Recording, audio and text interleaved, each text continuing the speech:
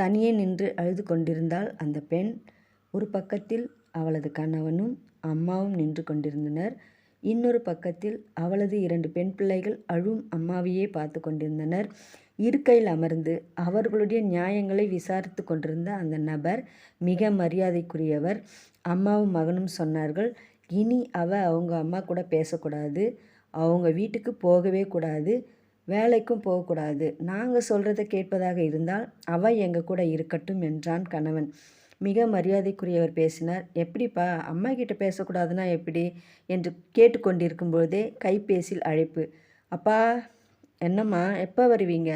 இதோ வந்துடுறேன் என்று சொல்லி ஃபோனை ஆஃப் பண்ணினார். இல்லை, பேசவே கூடாது என்றனர் அம்மாவும் மகனும். மறுபடியும் அவர் பேசுவதற்கு ஃபோன் அழைப்பு.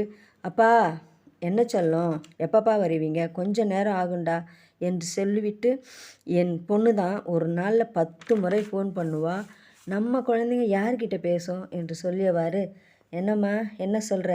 இனி நீ வேலைக்கு போகக்கூடாது, உங்கள் அம்மா வீட்டுக்கு போகக்கூடாது, முக்கியமாக அம்மா கிட்ட ஃபோன் பேசவே கூடாது, உன் ஃபோனை கொடு, இங்கே கொடு என்று வாங்கி அதை மகனின் அம்மாவிடம் கொடுத்துவிட்டு, இங்கே பாருமா, இனி இதான் உன் வீடு, கொஞ்ச நாள் அவங்க சொல்கிறத கேளு, 2 பெண் பிள்ளைகள் இருக்காங்க, அவங்கள பாரு என்று பேசிக்கொண்டே இருக்கும் பொழுது மறுபடியும் ஃபோன் கால். அப்பா, இதோ வந்துட்டேன்டா என்று சொல்லிவிட்டு, நான் வீட்டுக்கு போகிறேன், என் பொண்ணு வந்திருக்கா, அவள் என்னை கூப்பிட்டுட்டே இருக்கா, நான் போகிறேன், வேணும்னு நாளைக்கு வரேன் என்று அவசரமாக ஓடினார் அந்த நியாயம் விசாரித்த மரியாதைக்குரிய நபர்.